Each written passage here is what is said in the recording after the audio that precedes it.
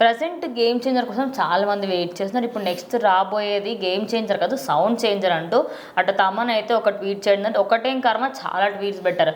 ఆయన ఇంత హైప్ ఇస్తూ ఉంటే ఈ రోజు రిలీజ్ అవ్వబోతున్న దీని ప్రోమో ఏదైతే ఉందో దానిపైన ఎక్స్పెక్టేషన్స్ హైగా పెరిగిపోతున్నాయి. మీరేమంటారు యాజ్ అభిమానిగా? ఖచ్చితంగా ఒక నిజంగానే సౌండ్ చేంజర్ అని చెప్పచ్చు, క్లౌడ్ చేంజర్ అని చెప్పచ్చు. తమన్ గారు అయితే అసలు రోజుకు ఒక ఎలివేషన్ ఇస్తున్నారు ఈ సాంగ్కి.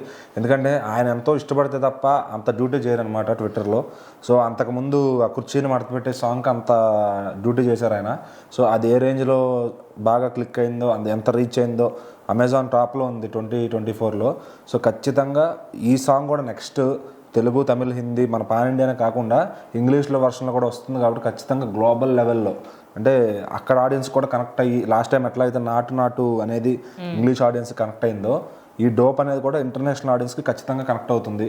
సో చాలా ఖర్చు పెట్టి అంటే భారీ సెట్టింగ్స్తో, ఇంతకుముందు మనం 2.0లో బ్యాటరీ సాంగ్ ఒకటి ఉంటుంది, అట్లానే ఐలో యాడ్స్తో ఒక సాంగ్ ఉంటుంది. సో అలా ప్రతి సినిమాలో ఏదో ఒక డిఫరెంట్గా సాంగ్ క్రియేట్ చేయాలని చూస్తారు శంకర్ గారు. సో దీంట్లో కూడా ఇది ఒక డిఫరెంట్ సాంగ్ క్రియేట్ చేశారు. ఆల్రెడీ జరగండి అనేది బిగ్ క్యాన్వాస్లో వచ్చిన సాంగ్ అది. దాంట్లోనే భారీ సెట్టింగ్ చూసి అందరూ ఆశ్చర్యపోయారు. సో దానికి తోడు డ్యాన్స్ కూడా యాడ్ అవబోతుంది ఖచ్చితంగా. జానీ గారు ఒక డిఫరెంట్ కొరియోగ్రఫీ చేశాను, ఇప్పుడు దాకా ఎవరు ట్రై చేసామని చెప్పారు. సో ఖచ్చితంగా ఆయనకి ఇప్పుడున్న బ్యాడ్ ఫేస్ని పోగొట్టే సాంగ్ అవుతుంది ఇది. సో ఆల్రెడీ పాపం నేషనల్ అవార్డు వస్తే వెనక్కి లాక్కున్నారు. బట్ ఈ సాంగ్తో ఖచ్చితంగా మళ్ళీ జానీ గారి రేంజ్ ఏంటి, ఆయన ఒక తెలుగువాడు ఎక్కడ దాకా వెళ్ళగలడు అనేది ఆయన ఈ సాంగ్తో ప్రూవ్ చేసుకోబోతున్నాడు ఖచ్చితంగా. సో మళ్ళీ ఇందులో దీనికి సెట్ ఖర్చు కానీ, దీనికి నేషనల్ కాస్ట్యూమ్స్ ఖర్చు కానీ, ఈ ఒక్క హుడీ ఇదే జాకెట్ 2 lakhs ఖర్చు ఉంటుంది. సో మరి శంకర్ గారు ఏంటంటే ఎక్కడ ఖర్చు పెట్టినా దేనిలోనూ తగ్గకుండా ప్రతి రూపాయి ఎంత అంటే తన సాటిస్ఫాక్షన్ కోసం, తన ఆత్మశాంతి కోసం ఎంతైనా ఖర్చు పెట్టి ఆ సాంగ్ అట్లా రావాలి, ఆయన విజన్ అనుకున్నాడంటే ఆ రేంజ్లో సాంగ్ వస్తుంది. సో ఖచ్చితంగా ఈ డోప్ సాంగ్ అనేది కొత్త ప్రకంపనలు సృష్టించబోతుంది, తెలుగులోనే కాదు ఇంగ్లీష్లో కూడా.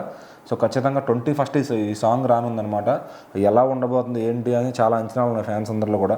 సో ఖచ్చితంగా శంకర్ గారి విజన్ మీద, తమన్ గారి మ్యూజిక్ మీద ఆయన కూడా కొత్తగా బ్రెయిన్ పక్కన పెట్టి వేరే బ్రెయిన్తో వర్క్ చేశాను ఈ సినిమాకి. మరి ఇంకా ఇది ఆయనకి మంచి ఒక ఆఖరి టెస్ట్ అని చెప్పొచ్చు ఈ సాంగ్. సో ఇప్పుడు దాకా వచ్చిన సాంగ్స్ బాగున్నా కానీ ఎక్కువ న్యూట్రల్ ఆడియన్స్కి రీచ్ అవ్వని పరిస్థితి. బట్ ఈ సాంగ్ మాత్రం డైరెక్ట్ నేషనల్ కాదు ఇంటర్నేషనల్ అన్నట్టు ఉంటుంది అనమాట. సో ఖచ్చితంగా గేమ్ చేంజర్ అనేది ఈ సాంగ్తో ఖచ్చితంగా సౌండ్ చేంజర్ అవబోతుంది.